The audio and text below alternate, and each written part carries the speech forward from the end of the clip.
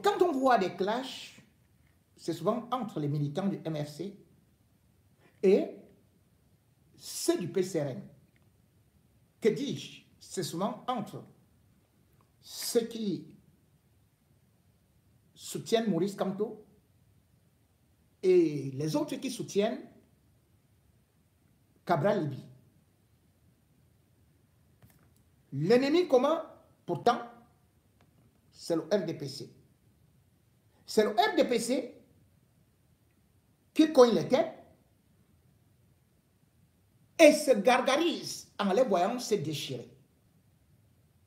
Se déchirer aujourd'hui, bien évidemment, parce que certains croyaient peut-être qu'ils étaient bien aimés par le parti au pouvoir.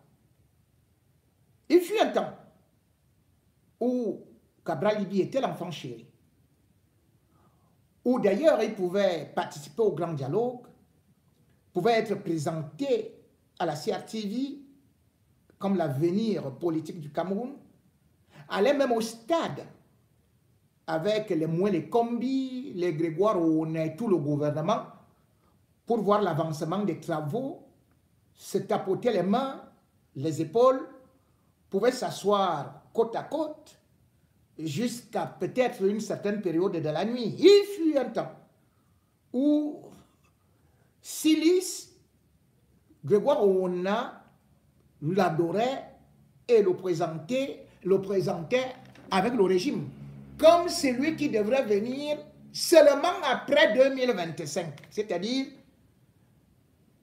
il laisse d'abord Paul Biya et il attend que dès que Paul Biya finit son mandat, donc en 2035, on dit il faut rêver seulement à partir de 2035. Et tout le monde rigolait. Ce qui ressemblait à une rigolade se transforme aujourd'hui en réalité. Il lui disait déjà au stade, à la visite du stade, que tu ne seras pas là à l'élection de 2025. Il ne faut même pas rêver. Il lui avait déjà annoncé ça. Et tout le monde rigolait. Tout le monde croyait qu'on plaisantait. Et certains des militants du PCRN étaient là quand le RDPC s'acharnait contre le MRC à dire que oh, ne vous en faites pas, vous avez refusé d'aller à l'élection, vous allez lire l'heure. Oh, maintenant vous allez faire quoi? Vous êtes déjà disqualifié. Il fut un temps où Atanganji était présenté par un certain Lyon Moukila et l'autre Poutine comme des grands militants du PCRN. Il présentait Atanganji comme étant le meilleur ministre de l'administration territoriale. Donc eux-mêmes avaient participé, comme indique, aux arrestations de certains militants du MRC. Mais ils ne savaient pas que ce qui est arrivé dans la maison de la poule, la même maladie, la même épidémie finit par arriver dans la maladie et dans la maison du canard. Et nous y voici donc. Cabral Libye, qui a été 3e à l'élection présidentielle, qui a gagné des élus aux législatives et aux municipales, et aujourd'hui, persona non grata. L'étau ne fait que se serrer. Ce qu'on croyait comme étant une sorte de comédie se transforme en tragédie. Parce qu'on voit que là, le parti au pouvoir, à Tanganji, est décidé à l'éliminer. Le défilé du 20 mai donne déjà des indications. Alors que c'est Cabral Libye qui est le président du PCRN, un parti que personne ne connaissait, lui qui a bossé avec ses équipes pour faire connaître ce parti, eh bien aujourd'hui est écarté. Et qui est présenté et qui devrait être reçu au palais, c'est donc Robert Kona.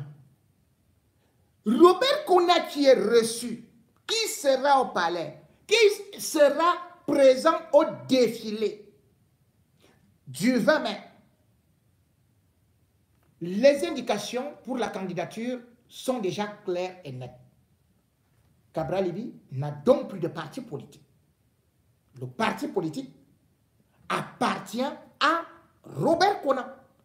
Et c'est Robert Kona qui, bien évidemment, sera seul capable d'investir un candidat à l'élection présidentielle. Conséquence, Cabral Libby, si jamais, à l'allure où vont les choses se présenter, on prendra justement le prétexte qu'il y a bicéphalisme et on l'élimine. On l'a fait de l'UPC. On l'a fait d'autres avant. Ce n'est donc pas parce qu'on est présent à une élection que le RDPC vous garantit la candidature à l'élection présidentielle. Aujourd'hui, certains membres du parti, ou alors on ne peut même plus parler du parti, mais disons plutôt ceux du camp, parce que c'est maintenant deux camps. Peut-être qu'il y aura un troisième camp, puisque nous sommes dans la balkanisation, système inventé pour toujours déstabiliser les partis politiques par le régime Biya. Donc le clan Cabral Libby aujourd'hui est amer. Les dernières sorties sont virulentes concernant l'issue du scrutin et d'autres demandent même déjà pratiquement à Biya de partir et qui vont le chasser par tous les moyens. Vous vous souvenez que pendant les élections législatives et municipales, Cabral Libby avait déjà fait une sortie pour nous expliquer que pour qu'il passe, il a fallu adopter le hooliganisme, c'est-à-dire acheter des damjans de carburant pour menacer le président du tribunal. Ça avait marché.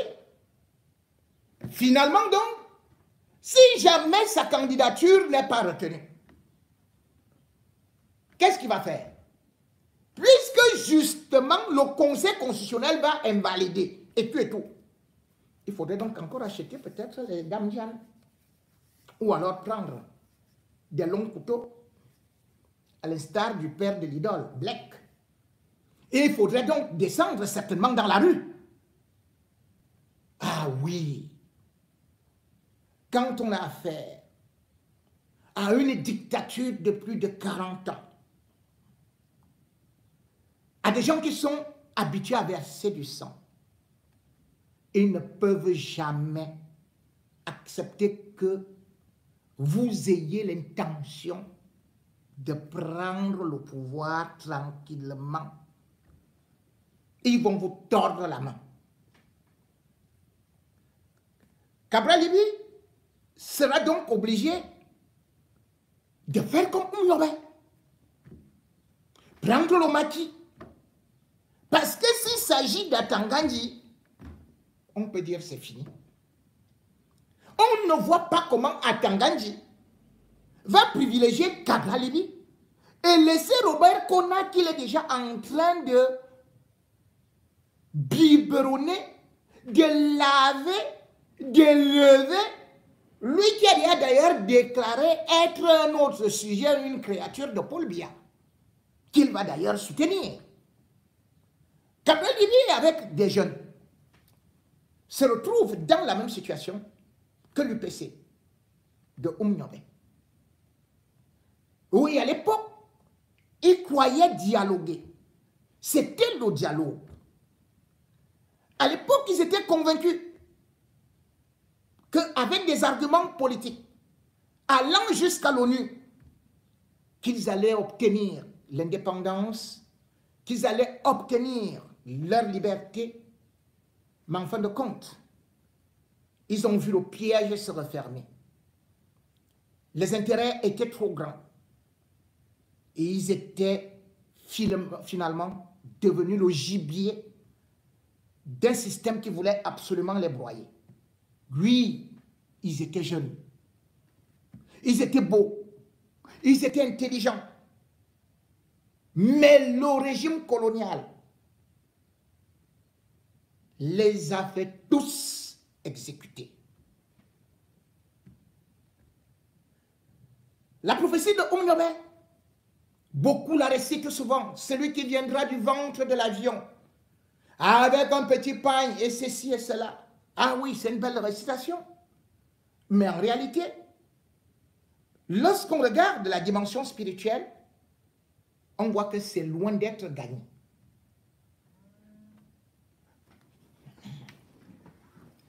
Lorsqu'on voit ce qui se passe, c'est loin d'être gagné. Veuillez m'excuser.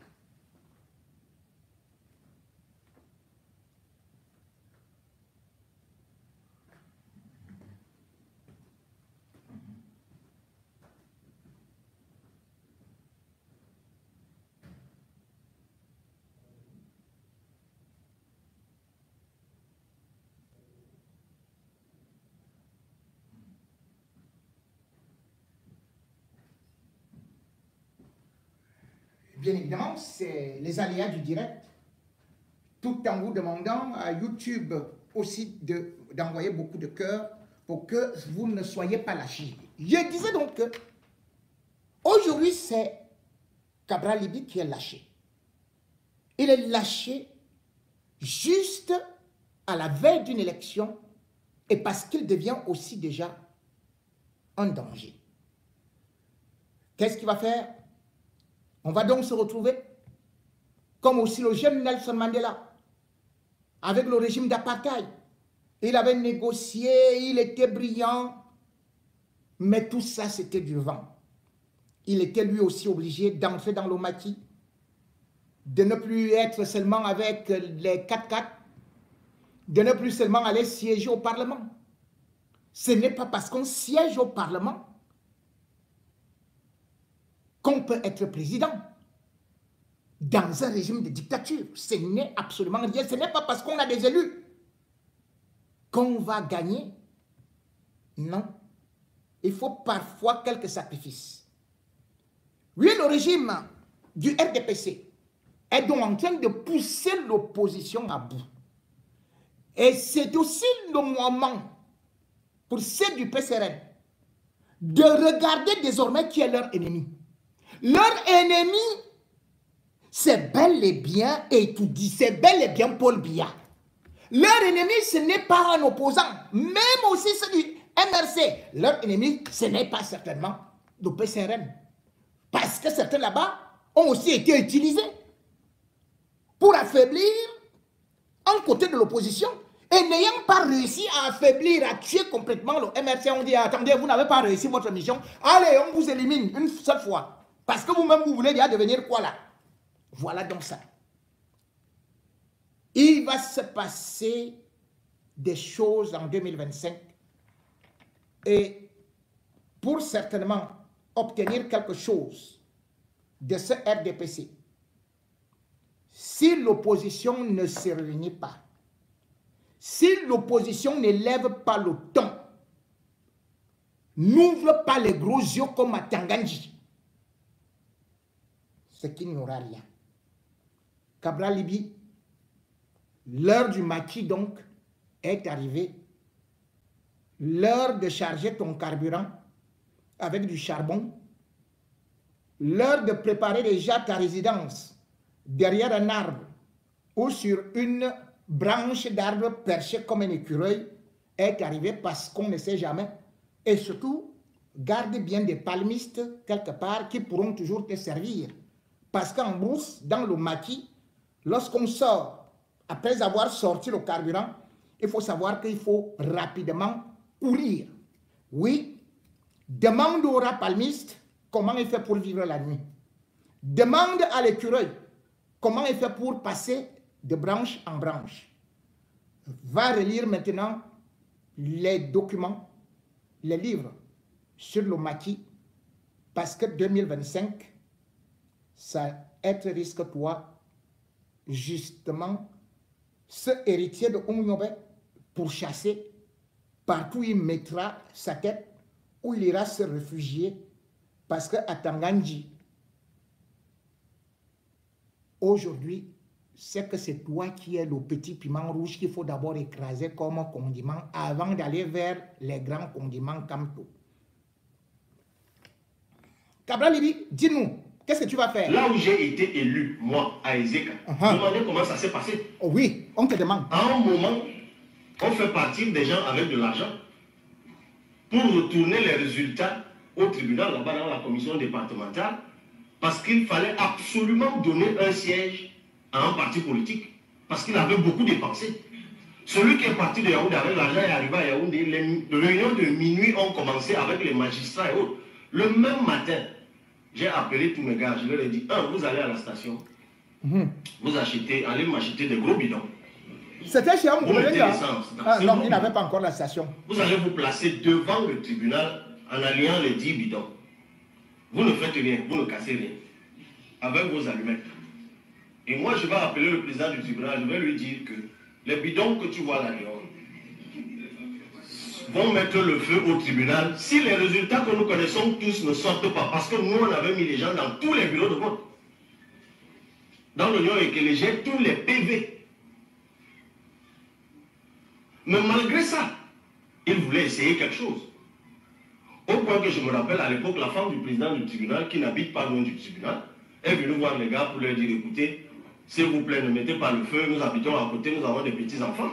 Les gars lui ont dit, ton mari, s'il veut que vous viviez et vos petits-enfants,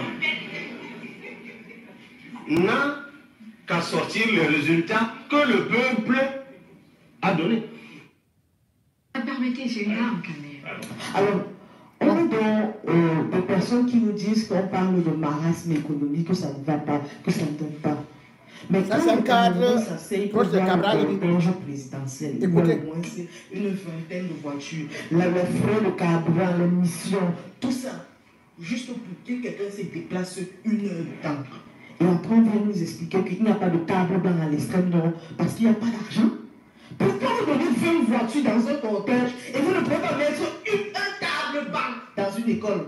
Mais à un moment donné, il y a des choses basiques. Vous ne savez pas, vous n'avez pas vu les images? C'est justement ça, c'est le Cameroun qu'on vous parle. On ne vous parle pas d'une idée. On vous parle de l'endroit où on vit, l'endroit où on respire et où on étouffe.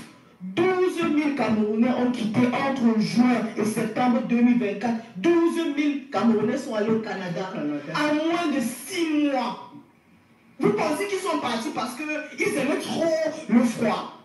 Ils sont en train de mourir de froid. Beaucoup étaient des cadres. Le JICAM est sorti pour se plaindre. Mais les cadres d'entreprise sont en train de partir. Vous pensez que quelqu'un décide de partir ailleurs parce que ça donne au Cameroun? Vous êtes sérieux là? On est vraiment sérieux qu'on va encore continuer à nous faire des discours aussi feutrés? Non, notre génération c'est interdit. C'est interdit, notre génération a une responsabilité. Le monde nous approche, je ne peux pas me calmer. C'est mon pays. Quand je parle de mon pays, oui, les femmes est justifiée. Ça ne va pas dans ce pays. Et il faut qu'on vous le dise. Et si vous ne comprenez pas doucement, on va utiliser les méthodes fortes. C'est ça le Cameroun aujourd'hui. On a l'occasion en 2025 d'écrire l'histoire de notre pays. On ne va pas se rater. En 2025, la jeunesse camerounaise va prendre le pouvoir. Et on ne va laisser personne. Et si vous, RDPC, vous avez choisi de vous taire et de laisser des papis, on a du respect. Quand on voit maman Henriette Ekoué, on a envie d'aller la voir. Chaque jour, on invite au PCRN pour qu'elle partage avec nous son expérience. Vous pensez qu'on le fait pourquoi? Parce qu'on connaît la qualité. Et c'est ce qu'on aimerait faire du président de la République. On aimerait l'inviter, qu'il vienne nous expliquer comment il a fait. Parce qu'on risque encore d'avoir un président de la République au Cameroun qui sera président sans avoir un conseiller, ancien président, si on s'amuse. Parce qu'on est dans les blagues. On est en train de s'amuser. Non, ça ne donne pas. Et le PCRN le dit, ça ne donne pas. Et on doit améliorer les choses. Et les Camerounais qui nous écoutent aujourd'hui doivent prendre conscience partout où ils sont. Comment on les attend? Le monde les attend. Le Burkina, le Sénégal, toute l'Afrique nous attend et nous avons cette responsabilité. Et ça ne doit pas se faire avec douceur. Un peuple n'a de compte à rendre à personne qu'à lui-même sur ses décisions et ses actions lors d'une consultation électorale, car à cette occasion, il est et fait la loi. Attention, les cailloux, attendez. Il est la au-dessus solution de toutes les institutions et de tous les gouvernants. C'est ça la définition d'un peuple. C'est vous et moi, individuellement et collectivement. Ce n'est que par procuration que même le Conseil constitutionnel est autorisé à toucher à nos votes. Sous un régime dictatorial, un peuple a le devoir de neutraliser la force publique qui lui appartient et la remettre à celui qu'il a choisi dans les urnes. La stratégie du Caillou a pour objectif justement d'équiper le peuple camerounais d'une force de dissuasion capable d'immobiliser et de neutraliser les forces de répression que devient l'armée aux mains d'un régime dictatorial qui veut s'imposer par la violence au lendemain d'une élection perdue dans les urnes, comme nous l'avons vu par le passé à plus d'une reprise. Parti des cailloux. Voici comment il faut procéder. Premièrement, dès à présent, entassez chez vous au moins 10 grosses pierres pouvant bloquer un véhicule ou caler dessous s'il tente de passer dessus. Deuxièmement, après la proclamation du résultat du scrutin par le Conseil constitutionnel, si en votre âme et conscience, et rien que sous le guide de votre conscience et personne d'autre, vous estimez que le vainqueur déclaré n'est pas celui que vous savez avoir été élu par la masse, ceci basé exclusivement sur votre propre jugement, pour lequel vous ne devez de compte à personne, alors, troisièmement, dans les 12 heures qui suivent, et sans attendre un ordre ou une autorisation de qui que ce soit, vous sortez vos cailloux en prenant les précautions nécessaires et vous les alignez en travers de la circulation sur l'axe routier majeur le plus proche de votre domicile et vous rentrez chez vous sur le reste des événements. L'effet immédiat de cette action sera d'immobiliser immédiatement tout véhicule et aucune force de répression ne pourra se déplacer dans des rues qui ressemblent à ce que nous voyons dans cette vidéo. Dans ces conditions, nous ne pouvons pas utiliser l'armée pour vous brutaliser comme d'habitude. La dictature sera forcée de s'asseoir avec l'opposition à une table de dialogue pour recompter nos votes devant nous et le Conseil constitutionnel qui nous lira alors en direct le résultat réel de ce décompte et non des chiffres farfelus fabriqués par qui que ce soit. À ce moment et à ce moment seulement, vous dégagez alors vos cailloux des rues, prêts à les y remettre si l'armée essaie d'intervenir. Et ceci parce qu'en réalité, la seule vocation légale de l'armée camerounaise est de défendre le Cameroun contre des attaques extérieures. L'armée n'a absolument aucun rôle à jouer dans le règlement des divergences politiques entre citoyens camerounais qui doit se faire dans les yeux. Les armes de guerre dont elle dispose sont acquises au prix de nos taxes communes et des revenus du commerce de nos richesses naturelles qui sont un patrimoine commun et non la propriété d'un individu ou d'un groupe d'individus. Ce ne sont pas les armes du BIR, ce sont nos armes, vous et moi. C'est pourquoi pointer ces armes sur le peuple est un crime et une trahison dont la seule punition adéquate est la peine capitale dans tous les pays de démocratie. Nos hommes en tenue doivent savoir cela. L'ordre à l'intérieur du pays doit se régler par la police avec des armes non létales. La stratégie du Caillou fait ainsi usage d'une force imparable, gratuitement disponible sur toute l'étendue du territoire. Elle ne fait aucune violence, même pas une insulte. Elle minimise le risque d'affrontement et de pertes en vies humaines et en dégâts matériels, tout en opposant un obstacle infranchissable à la dictature qui reculera certainement. Quand les forces de répression se voient ainsi immobilisées, il y aura des désertions en masse et ils fuiront comme des rats. Cela s'est vu en avril 1984 quand les putschistes abandonnaient des chars blindés dans la rue, jetaient leurs fusils et leurs habillements militaires et volaient des habits de citoyens sur des cordes de séchage dans les quartiers pour fondre dans la population civile. Cette stratégie est imbattable. Il n'y a aucune armée au Cameroun qui peut dégager 5 millions de grosses pierres dans les rues de la capitale. Avec 5 millions d'habitants, nous parlons ici d'une personne sur 10 disposée à appliquer la stratégie du Caillou. Nous encombrons déjà nos rues d'ordures pour rien. Autant le faire avec des pierres pour une cause si nous sommes provoqués une fois de plus, une fois de trop par un conseil constitutionnel qui nous annonce des résultats truqués et fantaisistes. Voilà expliquer une stratégie qui fait usage d'une force sans violence pour imposer dans la paix le respect du verdict des urnes à un coût amoindri et sans grand risque. Si vous en connaissez une meilleure, proposez-la. Sinon, commencez dès à présent à chercher et à entasser vos 10 gros cailloux. C'est parfaitement légal.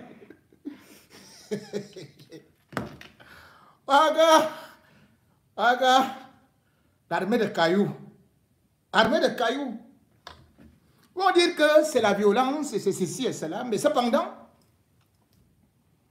quand on tire sur des civils, ce n'est pas de la violence.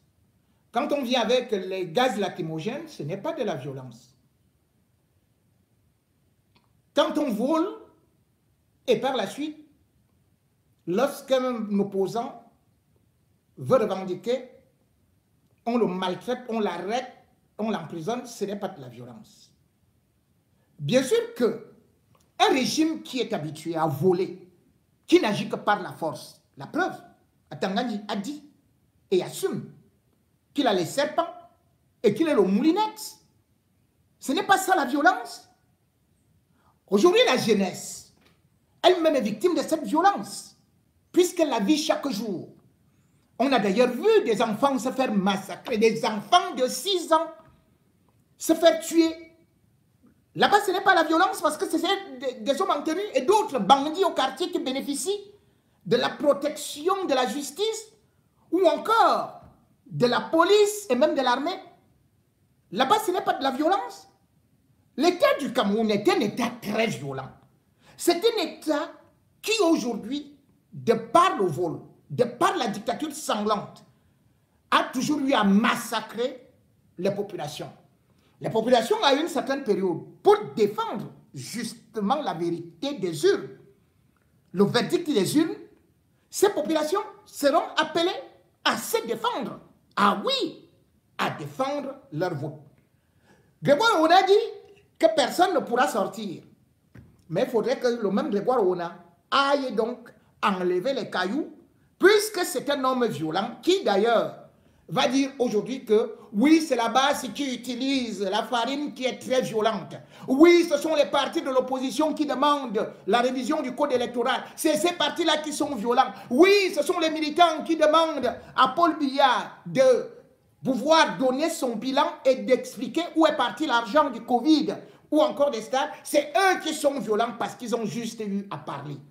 La violence, qu'est-ce que c'est dans un régime où on a massacré, on a créé le commandement opérationnel?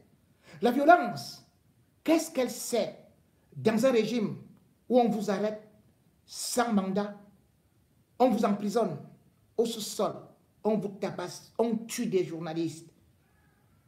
La violence, c'est celle qui est verbale, c'est celle qu'on accuse les autres qui n'ont pas les armes. Et ça m'énervait. Monsieur Bogada, vous êtes monté, vous avez commencé à parler votre langue vernaculaire, votre patois là. Sachez que même si vous parlez ça, on comprend. Ce n'est pas le chinois, parce que même le chinois aujourd'hui, nous les Camerounais, nous comprenons.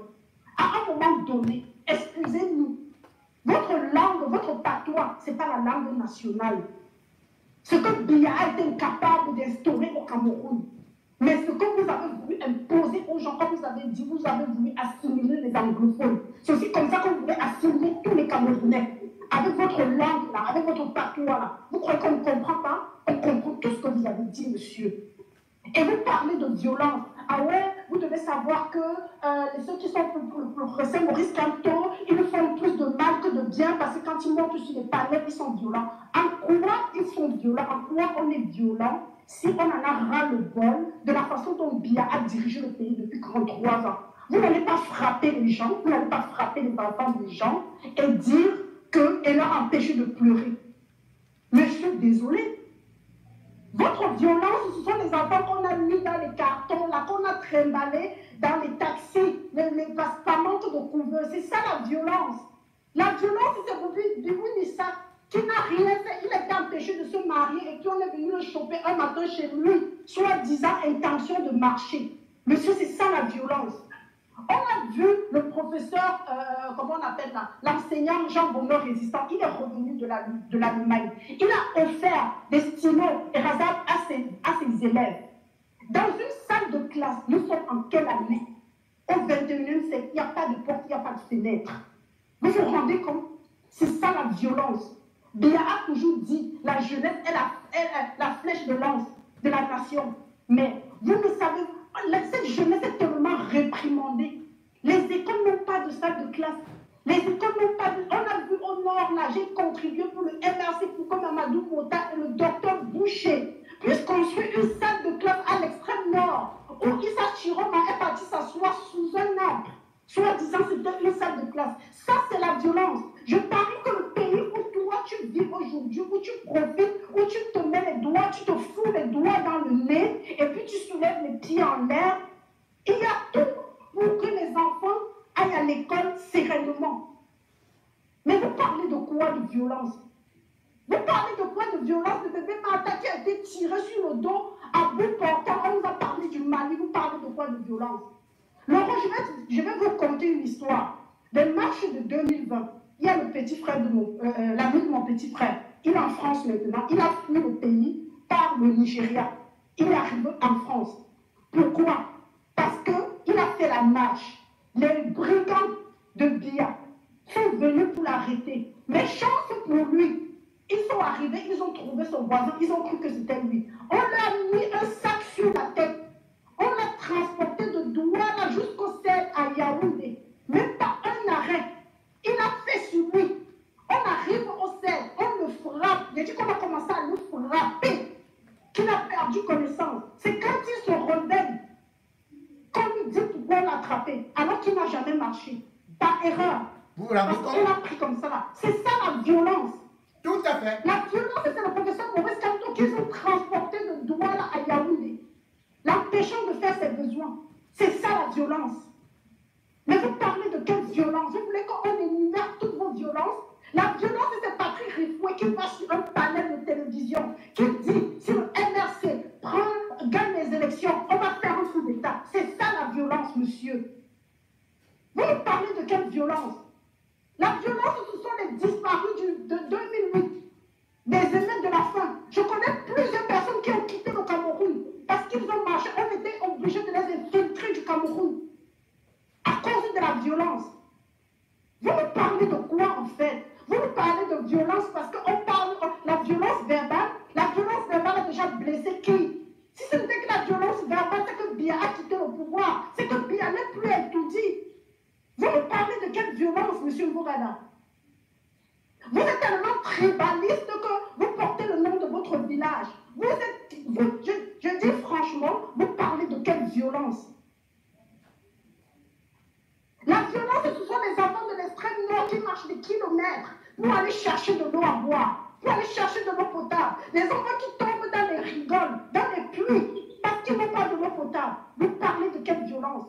La violence, ce sont ces femmes enchaînées dans les hôpitaux. Après 6 mois, les enfants sont là, rentrent avec elles, parce qu'elles n'ont pas de quoi payer. Vous nous parlez de quelle violence? Vous nous parlez de quelle violence? Apportez-nous le projet de gouvernance de M. Biya. On en discute, monsieur.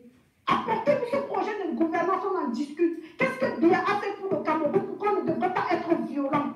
Lui, on devait le tirer par ses mains bandes et le sortir des Toudina. C'est parce qu'il manque seulement quelqu'un qui est courageux pour le sortir d'où il est. Là, ça devait être une vraie violence, monsieur. On devrait faire quoi? Tirer par les Mimba. Quand dit que les gens sont le Mimba, c'est qui? Expliquez-moi. C'est ça la violence. Depuis quand vous avez déjà condamné les propos d'Atarandi, qui sème la terreur? Quand on vend les œufs, on ne cherche pas la bagarre. Vous avez condamné ça comme? Où et quand vous avez condamné? Vous montez sur les panels parce qu'on dit on n'est pas d'accord avec vous, on est violent. S'il faut dire qu'on n'est pas d'accord avec vous, je le dirai aujourd'hui, demain et après-demain. Si vous n'êtes pas content, c'est pareil. Moi, je ne vous ai jamais trouvé sur un panel. Mais moi, je dis, si moi, je vous trouve sur un panel des combattants, on va choquer. Parce que vous ne pouvez pas me dépasser. Vous parlez de quelle violence, monsieur? avez vu les femmes du Nozo qui se sont baladées dans les forêts. Elles se garnissaient avec les feuilles d'arbres. Vous êtes là, je parie que vous avez des soeurs, vous avez des mères, vous avez, je ne sais pas, il y a des femmes dans vos familles. Imaginez-vous qu'elles le font. Vous nous parlez de violence. Elles sont à Douala mineures, elles ont 12 ans. Elles font la prostitution pour survivre. Parce qu'à cause d'un simple dialogue refusé par M. Biya, elles se retrouvent la vie gâchée. Et vous venez nous parler de violence verbale. La violence, c'est comment on appelle là, le monsieur de l'Assemblée nationale là, qui a ramassé les enfants mineurs récemment à l'extrême nord pour aller manifester pour Biya, pour aller manifester, les 100 jeunes là. Il n'y avait pas un enfant de 15 ans à nous. Ils avaient 10 ans, 12 ans, 11 ans. Et moi, je n'accepterai jamais qu'on traîne. Ils font ça parce que ces enfants ont faim. Vous vous rendez compte, on leur donne 1000 francs pour aller faire semblant, remplir les rues. C'est ça la violence. Parce que je parie que si vous avez un petit frère de cet âge-là, vous n'accepterez jamais qu'on le traite de cette façon-là. Vous venez parler de violence. Arrêtez ce que vous faites là. Parce que ce que vous faites là, c'est la pure sorcellerie. Ce que vous faites là, c'est la pure sorcellerie. Vous êtes exactement comme les sorciers du village qui accusent les autres d'être sorciers. La violence, là, c'est vous, la violence. C'est vous, le violent. C'est vous, les violents. Je ne sais pas de quelle violence vous parlez. Vous avez détruit la vie de Bibou Nissa, 7 ans en prison. Rosa Alain Foguet, 7 ans en prison. Les militants du MRC, ceux qui sont décédés, certains enchaînés sur les lits d'hôpitaux parce qu'ils sont malades, incapables d'être soignés normalement. Mais vous venez nous parler de violence. Tu dis, tu as mis le débat, parce que c'est le panel de l'euro. Hein. Moi, j'aurais jeté ton corps depuis. Je ne t'aurais même pas donné l'heure. Parce que les gens comme vous là, vous êtes comme des punaises. On va vous écraser. Vous me sortez de partout. Pendant qu'on veut que le Cameroun change, on est toujours là, on parle de république. Vous ramenez toujours vos villages. Tu viens parler ton patois ici là. On t'a dit que ton patois là, c'est quoi en fait? Qu'est-ce que tu racontes? Faites très attention. Je vais te trouver sur n'importe quel panel de combattants. Je monterai pour t'affronter, M. Bokada. Merci, Laurent.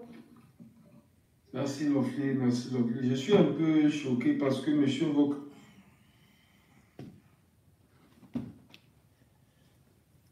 La colère monte, s'augmente. Et le régime fait semblant de ne pas entendre. Bien au contraire, il s'y plaît parce que c'est un régime qui aime le sang. C'est un régime violent dont le bilan en termes de pertes humaines est inégalable. Aucune guerre au monde actuellement ne fait plus de victimes que les guerres sémées par le régime Biya au Cameroun, que les assassinats orchestrés ou encore les sacrifices rituels. Les partis donc devraient travailler main dans la main avec la société civile pour pouvoir sauver ce pays. Unis, ils seront forts. Désunis, ils seront broyés un à un. Parce que le régime Biya vient toujours mettre du sable ou des cailloux dans l'engrenage de l'opposition qui tente à faire coalition. Et il vient souvent souffler à chaque individu que c'est toi qui es bon. C'est toi qu'on veut. Non, ne sois pas avec les autres là. Ils sont méchants, ils sont mauvais. Sois avec nous, nous on va te sponsoriser, on va t'aider. Après tu vas voir ce qui va arriver. Hein, laisse-les. Et lorsque tu finis de faire ce jeu-là, de broyer, puisque dans l'opposition on se broie, eh bien tu crois donc que tu es sauvé. Ils viennent donc avec une extrême violence te détruire en fin de compte parce que tu es resté seul.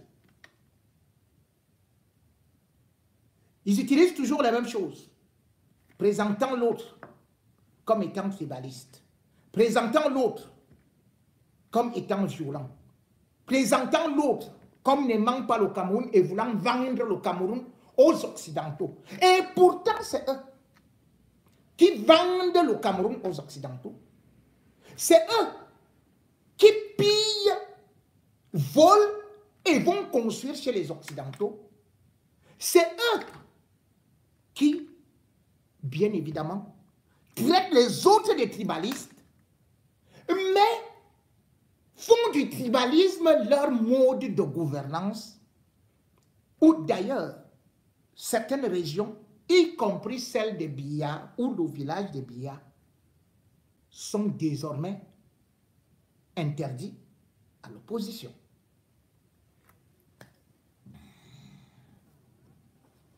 Oui, excusez.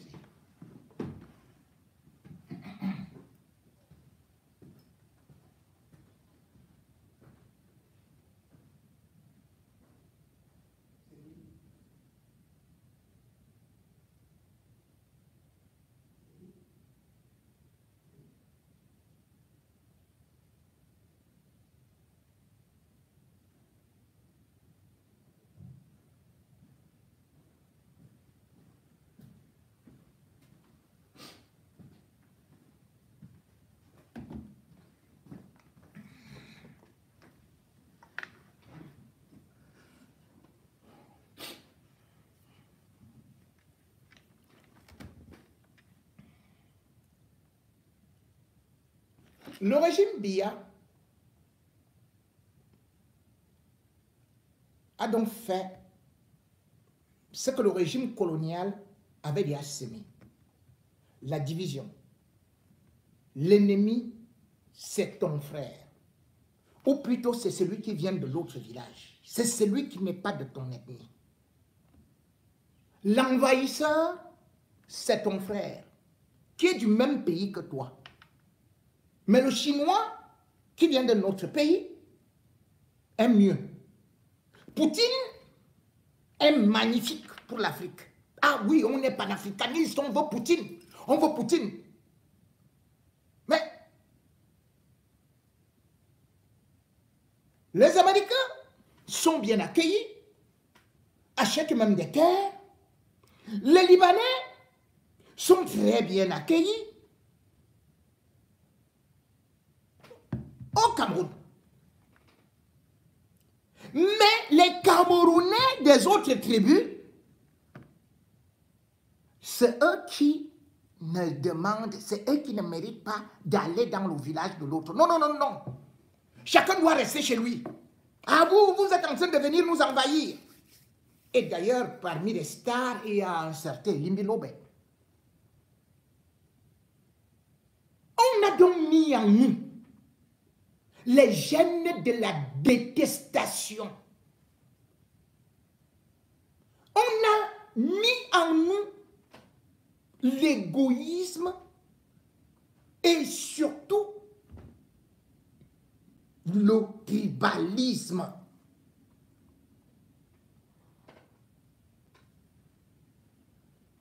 La politique, quand on arrive dans certains villages, on vous dit,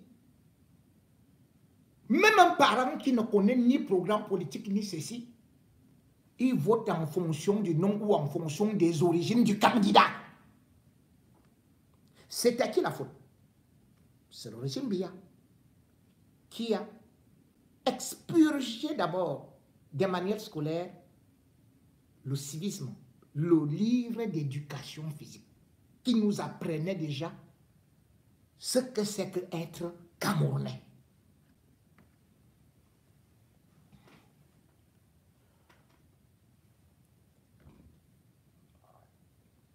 Biya donc devrait être l'exemple. On ne peut pas dire, par exemple, unité nationale. Que chaque Camerounais se sent bien partout au Cameroun. Mais chez lui, c'est la région où, pour être opposant, il faut savoir que on est en danger. Lorsqu'un parti légalement reconnu par faire un meeting, il est pourchassé. Et le pire aujourd'hui, c'est que même notre armée est divisée dans le tribalisme. Par le tribalisme. Dans les ambassades, c'est le tribalisme. Partout, dans les ministères, c'est le tribalisme. Et voilà donc une élection présidentielle. Alors que Paul Biya, le même individu, il part à l'extrême nord récolter des voix. Mais chez lui, il l'interdit. Il fait interdire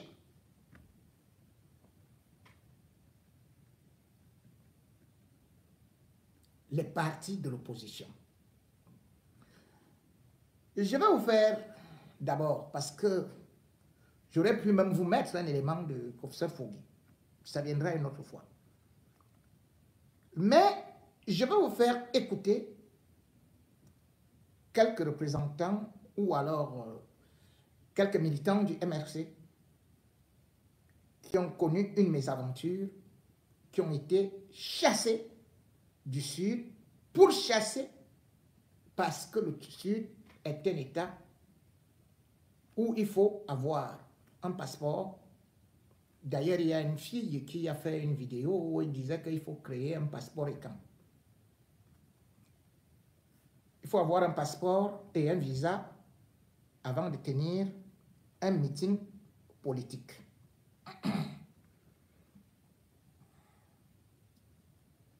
Le MRC peut-il faire meeting véritablement au Sud comme le RDPC pourtant fait ses meetings au Nord, à l'Ouest, au Nord et partout. On a d'ailleurs vu dernièrement Cabral Libi aller à l'Ouest et avoir les bénédictions des mamans. On n'a vu aucune autorité interdire cela. On n'a jamais vu une autorité interdire le RDPC à l'Ouest ou bien de l'autre côté à tel ou tel endroit. Mais chez Biya, voilà ce qui se passe. Mesdames et messieurs, le tribalisme présidentiel, c'est aussi la marque de fabrique de Paul Biya.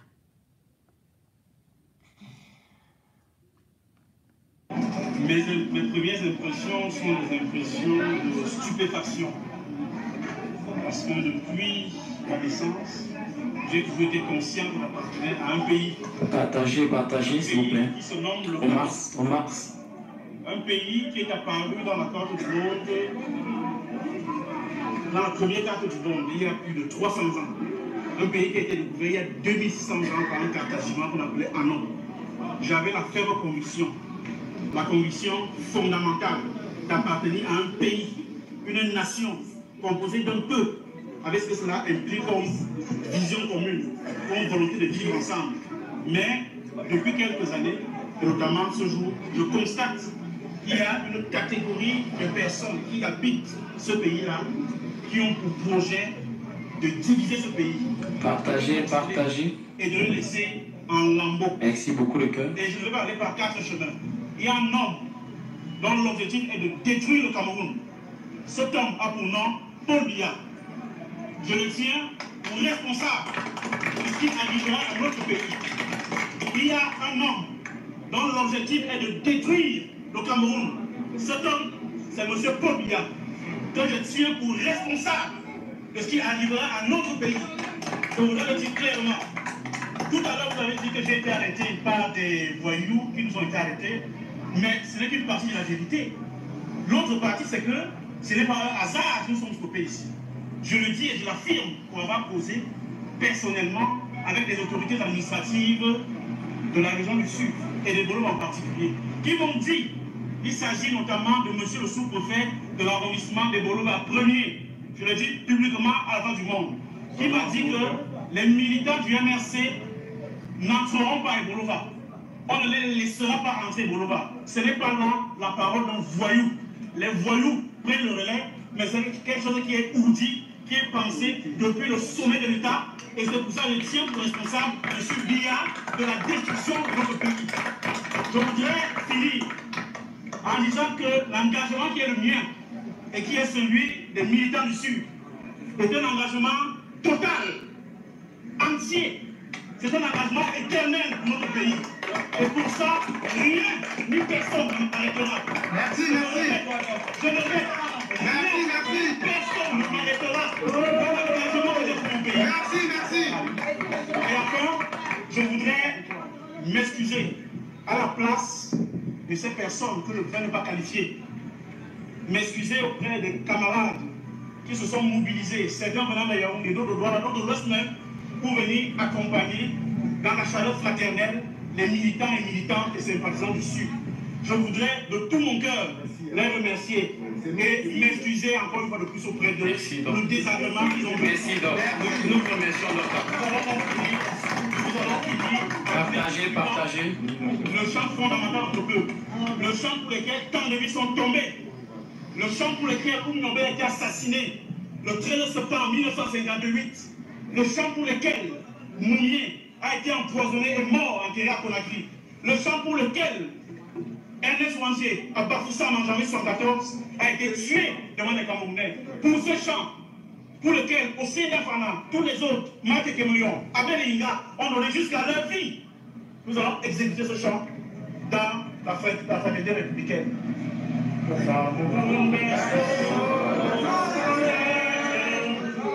Debout et jaloux de ta liberté, comme un soleil dans la peau, fier doit être un symbole dans le foyer d'unité, que tous tes enfants du nord au sud, de l'est à l'ouest sont tout amour, te servir que ce soit leur seul but, pour remplir leur devoir du jour, chère patrie.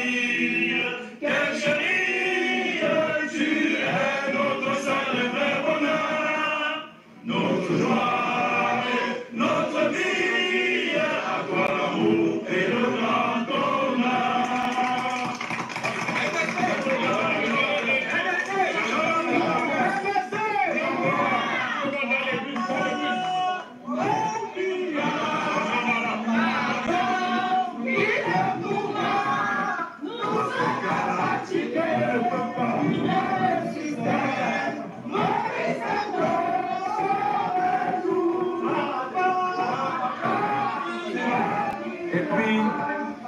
Et puis c'est tout, citoyens camerounais, voilà ce que nous avons subi ici.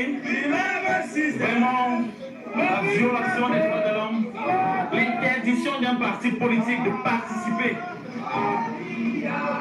à son meeting dans une région du pays. Ils ont dit aujourd'hui que le fédéralisme est bien évidemment là. Le fédéralisme est bien évidemment là. Nous comprenons aujourd'hui et nous voyons les effets du grand dialogue national. Les effets du grand dialogue national, c'est ça, les effets du grand dialogue national.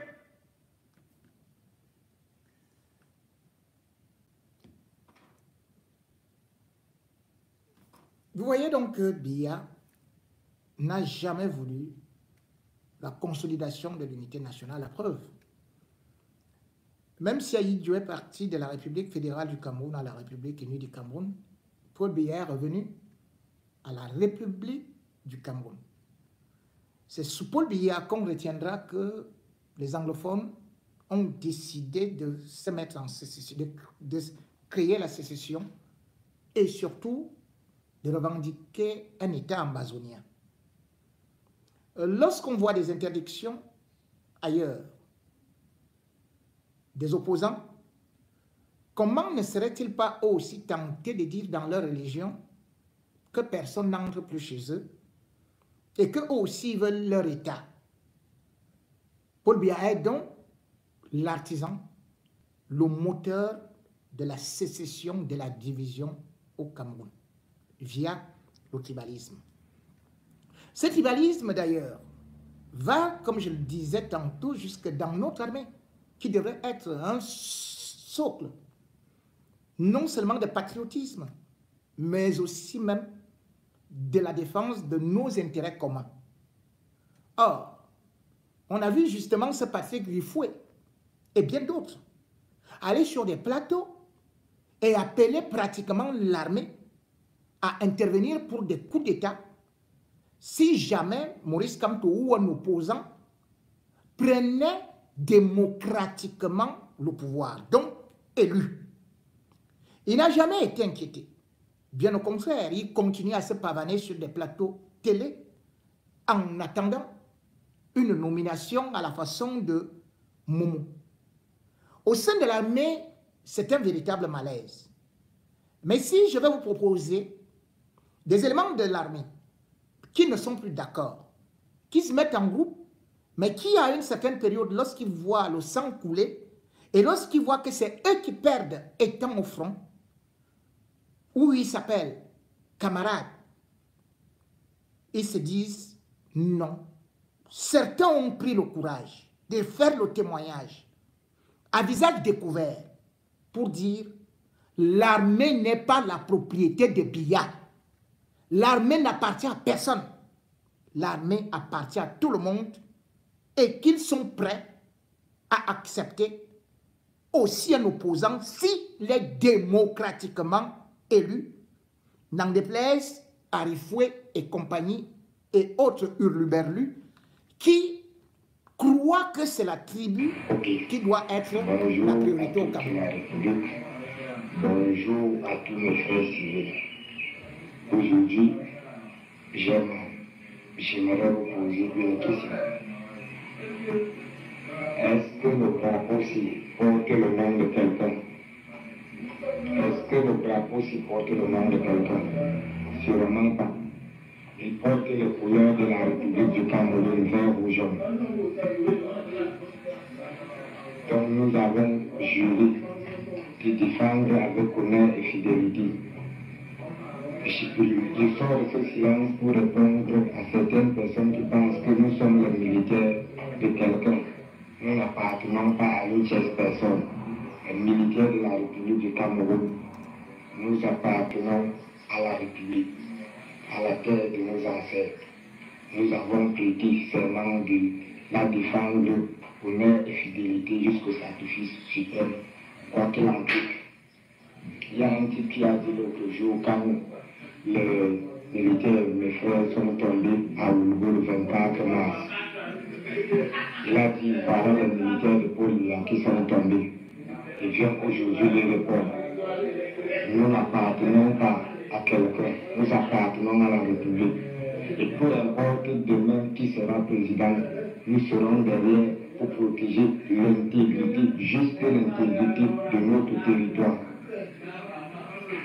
Mon frère qui décède est Toubala, pour ceux qui connaissent Toubala au centre, il a travaillé toutes ces 10 ans de service, 10 années de service.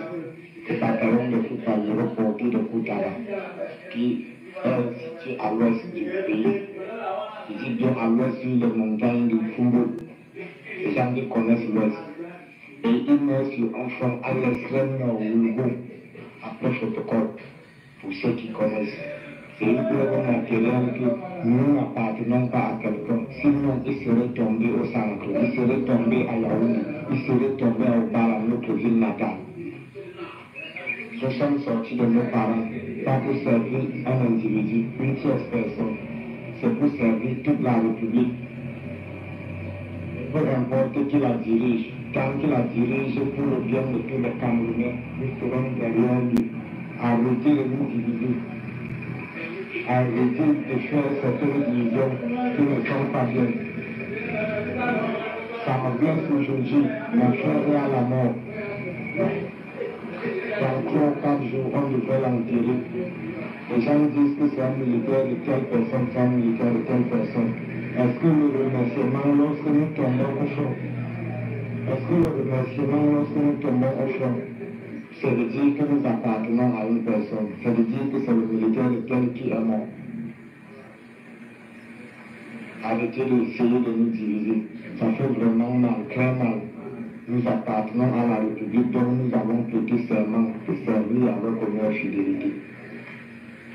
Peu importe ce que ça coûte, arrêtez ça. Ça fait vraiment très mal de vous le dire. Que je sois d'où, nous avons juré sur ce drapeau de le servir.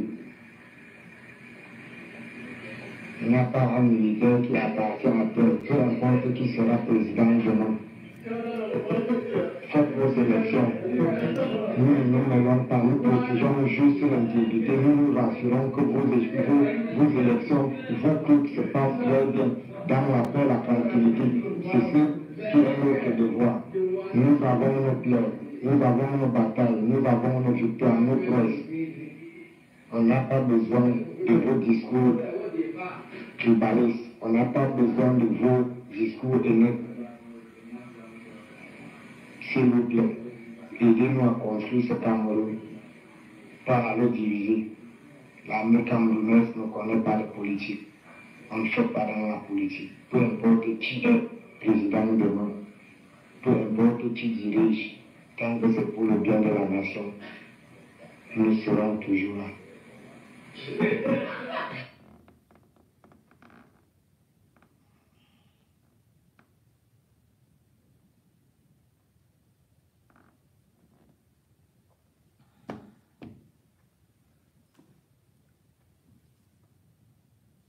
Je crois que vous avez suivi. Cette armée qu'on veut manipuler, qu'on utilise pour défendre parfois des élections truquées, ce n'est pas son rôle. Et même dans cette armée, eux-mêmes comprennent déjà la grande manipulation. L'armée n'est pas épargnée, alors qu'elle a souvent soutenu ce régime. Parfois même, cette armée est abandonnée au front par leur supérieur hiérarchique, c'est-à-dire que les hauts gradés, les colonels. Vous vous souvenez, lorsqu'il y a eu les attaques à Oulgou, je suis venu ici. De la même manière que j'avais annoncé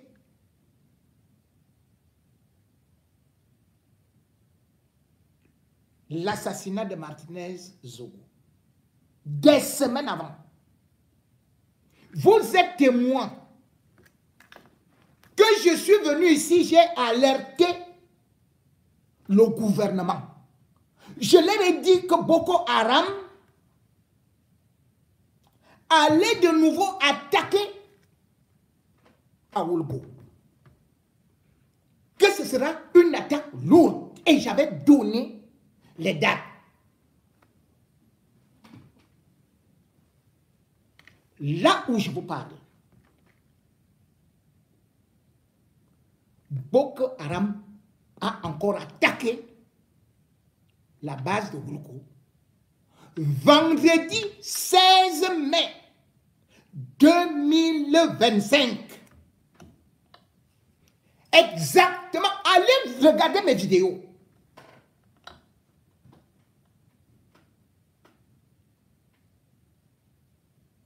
Vous voyez? J'ai alerté. Mais les officiers supérieurs n'ont pris aucune disposition.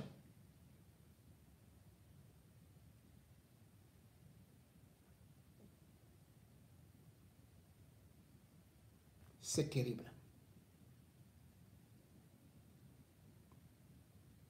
Et là, ils ne vous communiquent plus. Ils ne disent plus rien. La dernière attaque, il y avait eu 36 survivants et le ministre, délégué à la défense, avait fait un déplacement. Après ce déplacement, où les survivants ont eu les médailles de vaillance décernées au nom du chef de l'État, ils n'ont pas reçu de primes. Mais les propositions du ministre était de faire partir le Bir là-bas. C'est le Bir qui était parti intervenir. C'est le Bir qui avait récupéré les dépouilles. Et c'est le Bir qui devait donc aussi construire une base, puisque je vous ai dit que ceux qui étaient là-bas, même s'il y avait beaucoup d'unités, ils ne s'entendent pas.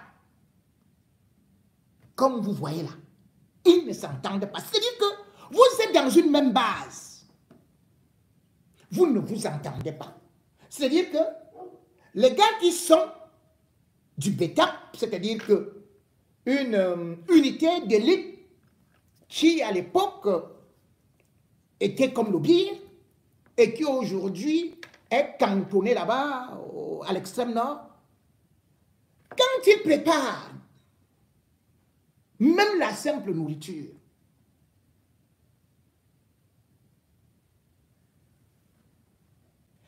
ils ne donnent pas aux autres parce que chacun il cotise il cotise des nourritures chacun de son côté.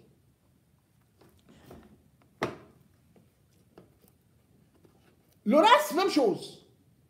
C'est-à-dire que le RAS qui est le régiment d'artillerie, seul. Quand ils font aussi leur cuisine, parce que déjà ils cotisent pour aller au marché. Ils ne donnent pas aux autres. Mais vous habitez, vous logez dans la même caserne. Ceux qui sont, par exemple, le BPR, dans le bataillon blindé de reconnaissance, même chose. Donc, il n'y a pas de coordination. Et là-dedans, je vous disais qu'il n'y a pas leur supérieur, c'est-à-dire que vous allez trouver là-bas les lieutenants. Donc, quand l'ennemi vient et soit, ils sont à leur portée. Là, les images ne sont pas là, parce qu'on a interdit de filmer. Mais, on va essayer de parler. Vous voyez ici, nous sommes le 22/04/2025. Pour vous dire que ces chefs-là, ils ne sont que des commerçants et sacrifient les enfants d'autrui.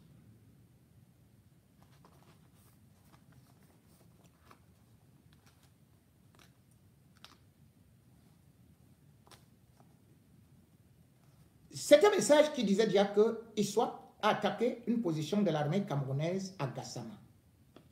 ISWAP, je vous ai dit que c'est la branche armée, très armée de Boko Haram, qui a des drones armés, qui a un matériel sophistiqué, qui fait des dégâts pas possibles.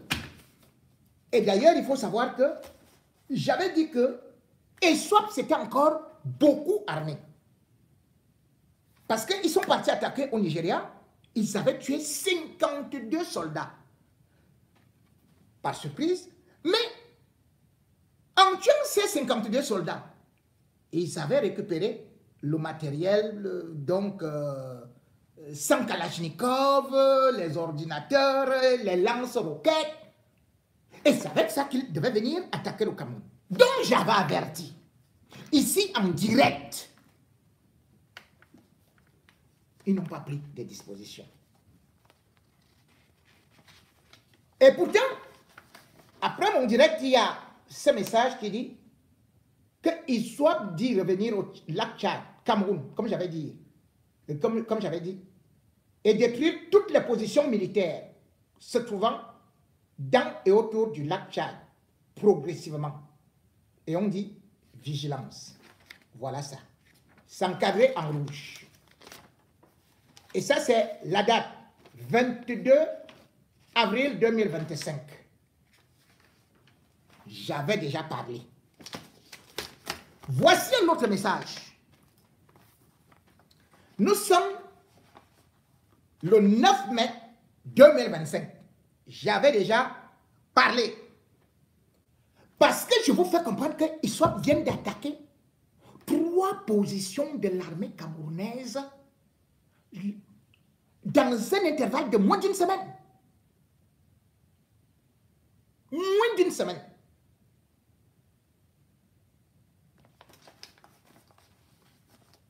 Ici, on apprend que il y a l'alerte des mouvements irréguliers dans les zones de Moura, et plus précisément à Souéram, Goza, côté Cameroun, voilà. Et ils avertissent quand même à Yaoundé, c'est-à-dire là où se trouvent les hauts gradés de l'armée. Les soldats dans cette ligne frontalière, ça c'est les services de renseignement, les mêmes renseignements que je vous avais déjà donnés.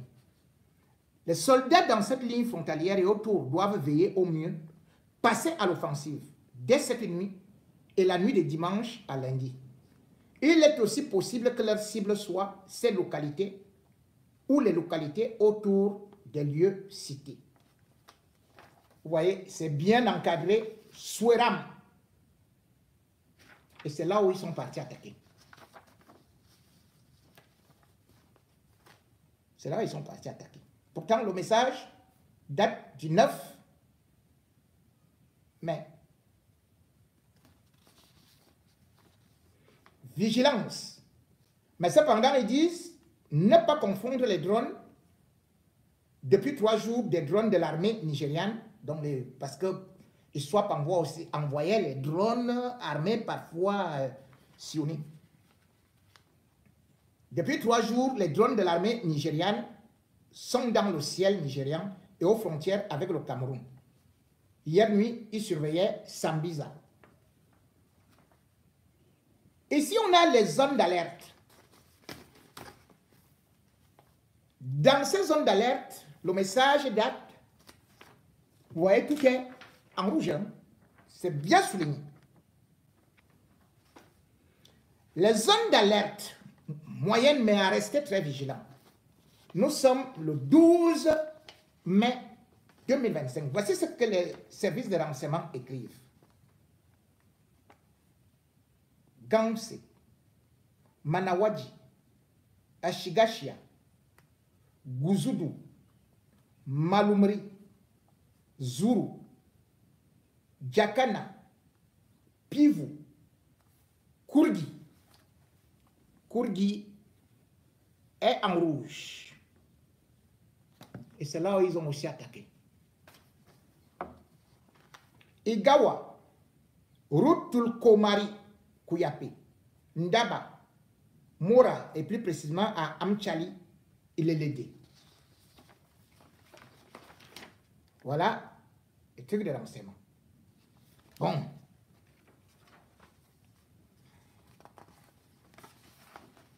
Quel est donc le bilan?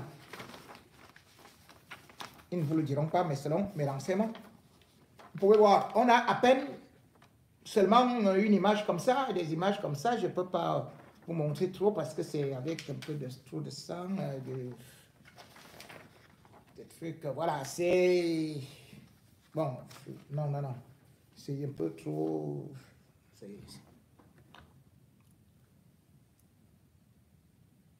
On n'a pas donné de bilan. Mais selon mes sources,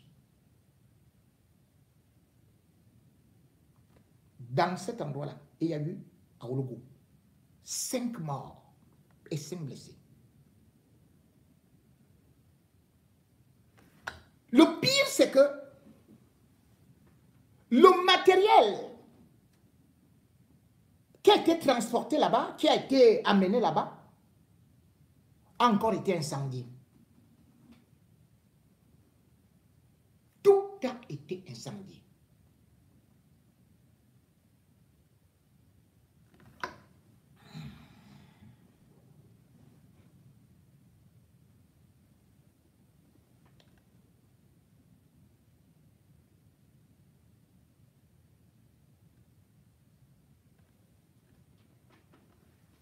Voilà donc ce qui se passe en réalité là-bas, dans une armée divisée, dans une armée où les hauts gradés ne sont là que pour faire leur marché.